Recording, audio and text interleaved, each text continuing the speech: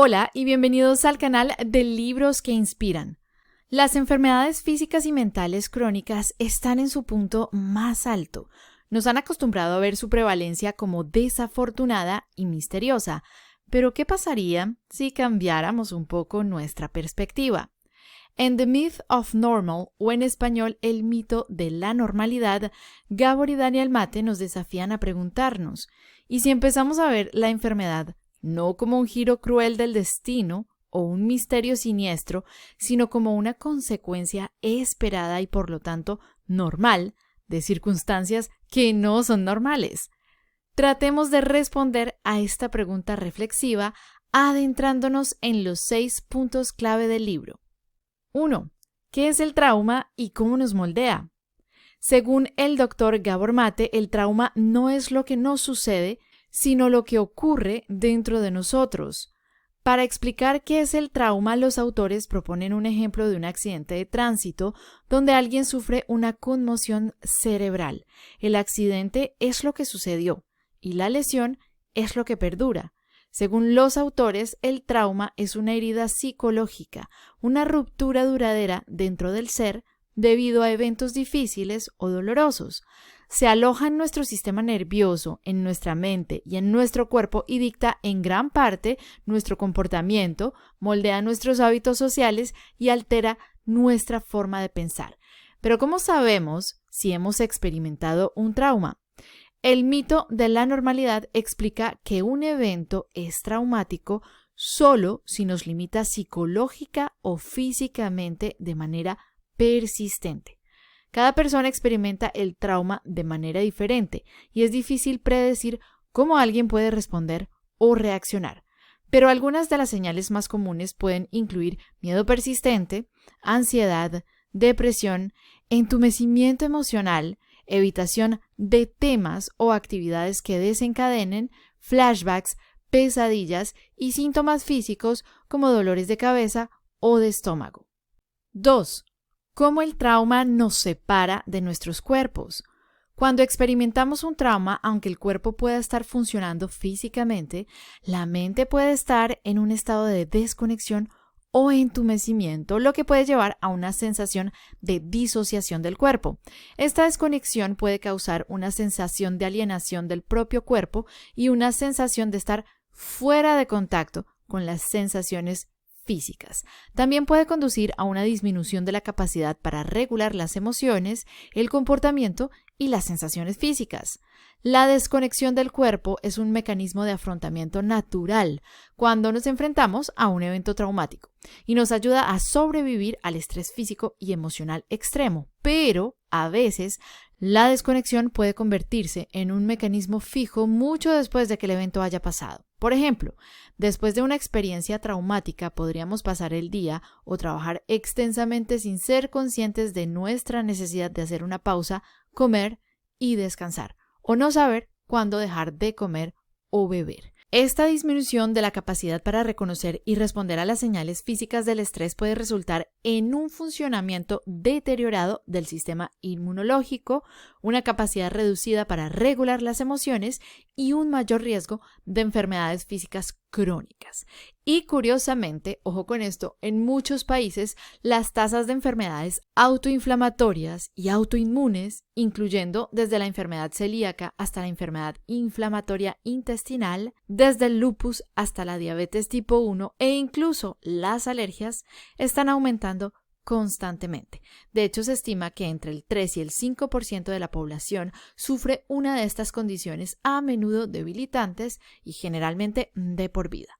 Dado que todas las enfermedades autoinmunes se caracterizan por la inflamación de los tejidos, de los órganos y partes del cuerpo afectados, el libro plantea la cuestión de si el rápido aumento de estas enfermedades puede tener algo que ver con nuestro entorno social o una combinación de factores que está inflamando nuestros cuerpos. 3. ¿Cómo el trauma limita nuestra flexibilidad de respuesta? La flexibilidad de respuesta es nuestra capacidad para hacer una pausa y elegir cómo reaccionaremos. El trauma puede hacer que nos quedemos atrapados en un ciclo predecible y automático de reacciones defensivas, especialmente en respuestas a eventos estresantes. Por ejemplo, podríamos impacientarnos y enojarnos rápidamente, particularmente por cosas menores. Una flexibilidad de respuesta deteriorada puede llevar a niveles elevados de hormona del estrés, lo que a su vez puede aumentar el riesgo de enfermedades crónicas como enfermedades cardiovasculares y diabetes. Y esto también puede potencialmente empeorar las enfermedades crónicas existentes. En el libro, Gabor y Daniel Mate sugieren que en nuestra sociedad los desencadenantes emocionales más extendidos del estrés son factores psicológicos como la incertidumbre, el conflicto, la falta de control y la falta de información. En otras palabras, factores que se consideran los estímulos más estresantes. 4. Cómo el trauma distorsiona nuestra visión del mundo y de nosotros mismos. Según el mito de la normalidad, el trauma puede hacernos temerosos y excesivamente suspicaces o ver el mundo desde una perspectiva ingenuamente optimista.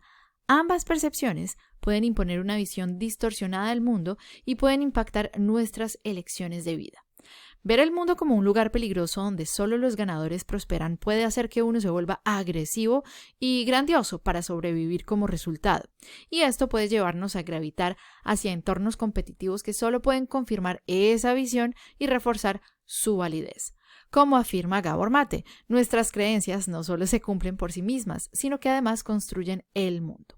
Y el trauma también fomenta una visión del yo basada en la vergüenza.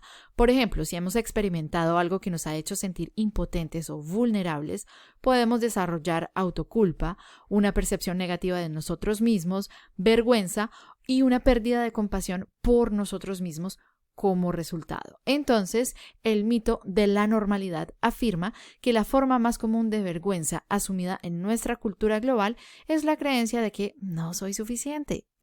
Basándose en la experiencia clínica del Dr. Gabor Mate, esa convicción de la propia inadecuación puede impulsar nuestras carreras e instigar muchos casos de enfermedad, a menudo ambos en el mismo individuo. 5. ¿Cómo el trauma nos aleja del presente? Aquellos que experimentan trauma pueden volverse más propensos a evitar cualquier tipo de recordatorio de dicho trauma, y aunque evitar los desencadenantes puede parecer lo correcto, esto puede potencialmente hacernos sentir desconectados de los demás y de nosotros mismos al dificultar la participación en el momento presente. En otras palabras, si no somos capaces de prestar atención a lo que está sucediendo ahora mismo, nuestras mentes pueden llenarse fácilmente de pensamientos sobre nuestro trabajo, nuestros perfiles de redes sociales o el último programa de televisión.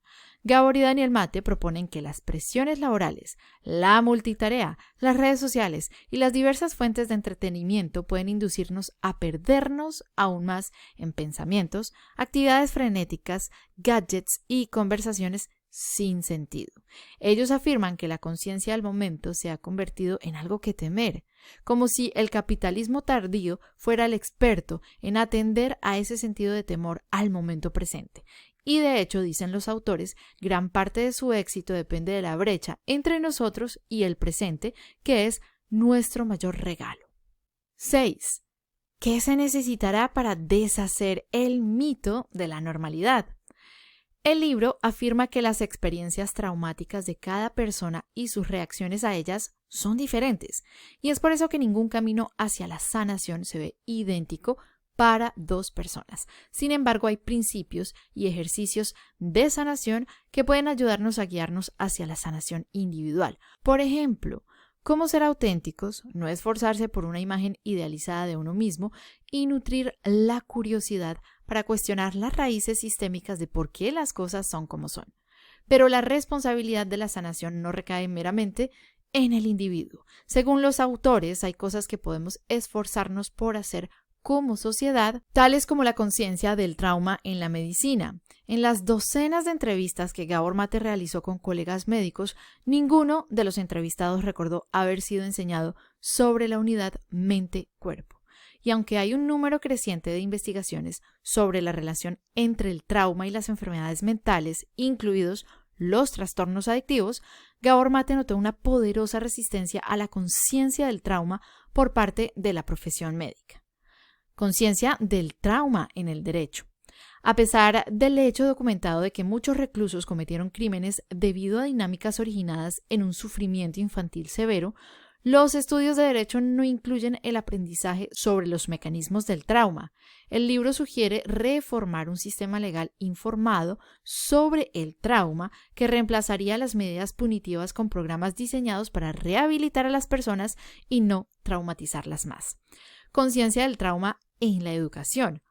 Los autores afirman que debido a que el trauma afecta las habilidades de aprendizaje de los niños, un sistema educativo informado sobre el trauma capacitaría a los maestros para que estén bien versados en la ciencia del desarrollo. Idealmente, los maestros reconocerían las señales y signos de lo que se conoce como el acting out de los niños como marcadores del dolor emocional, en lugar de verlos como malos comportamientos que deben ser suprimidos o como causas de castigo o exclusión. Según el mito de la normalidad, el contexto de las estructuras sociales, sistemas de creencias, suposiciones y valores que nos rodean debe ser repensado. Sin embargo, como explican los autores, esta afirmación y el uso del término cultura tóxica no se utilizan para culpar, más bien es para entender el panorama más amplio con el propósito de prevención y sanación.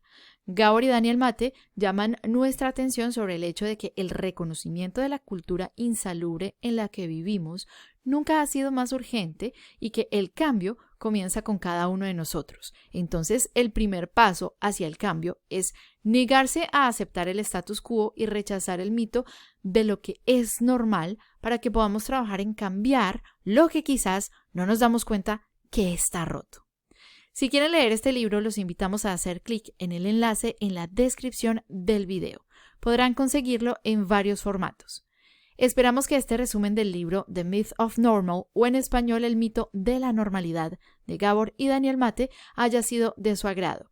Si es así, no olviden darle me gusta al video, suscribirse al canal y activar las notificaciones. Nos vemos en un próximo resumen.